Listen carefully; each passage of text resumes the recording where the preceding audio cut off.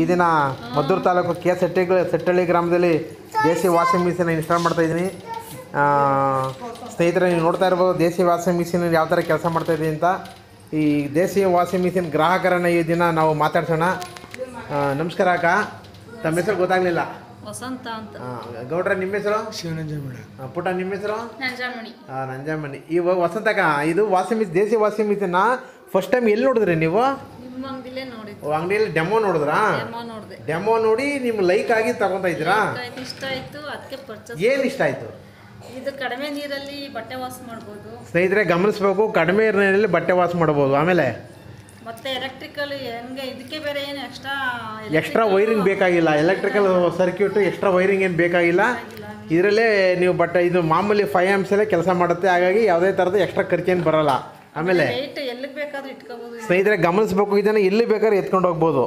Okay. ಆಮೇಲೆ ಬೇರೆ ಇನ್ನೇನು ಗುರುತಿಸಿದ್ರಿ ಇದರಲ್ಲಿ? ಒಂದು ಇದನ್ನು ಕೊಳೆ ಚೆನ್ನಾಗಿ ಹೋಗುತ್ತೆ, ಕೊಳೆ ಚೆನ್ನಾಗಿ ಹೋಗುತ್ತೆ ಅಂತಕ್ಕಂಥ ಒಂದು ಖಾತ್ರಿ. ಓಕೆ. ಆಮೇಲೆ ಇನ್ನೇನು ಗುರುತಿಸ್ತೀರಿ? ಕತ್ನ ಪಟ್ಟಿ ಕಾಲರ್ ಪಟ್ಟಿ ಕೊಳೆ ಹೋಗುತ್ತೆ ಅಂತೇಳಿ. ಸ್ನೇಹಿತರೆ ಗಮನಿಸಬೇಕು, ಕತ್ನ ಪಟ್ಟಿ ಕಾಲರ್ ಪಟ್ಟಿ ಕೊಳೆ ಹೋಗ್ತಕ್ಕಂಥದ್ದು, ಎಲ್ಲಿ ಬೇಕಾದ್ರೆ ಎತ್ಕೊಂಡು ಹೋಗುವಂಥದ್ದು, ಆಮೇಲೆ ವೈರಿಂಗಲ್ಲಿ ಎಕ್ಸ್ಟ್ರಾ ಖರ್ಚಿಲ್ಲದೆ ಇರ್ತಕ್ಕಂಥದ್ದು, ಈ ಎಲ್ಲ ಪಾಸಿಟಿವ್ ಪಾಯಿಂಟ್ಸನ್ನು ಗುರುತಿಸಿ ಇದನ್ನು ಸೆಟ್ಟಳ್ಳಿ ಗ್ರಾಮದ ನಮ್ಮ ವಸಂತಕ ಹಾಗೂ ನಮ್ಮ ಗೌಡರು ದೇಸಿ ವಾಷಿಂಗ್ ಮಿಷಿನ್ ತಗೊಂಡಿದ್ದಾರೆ.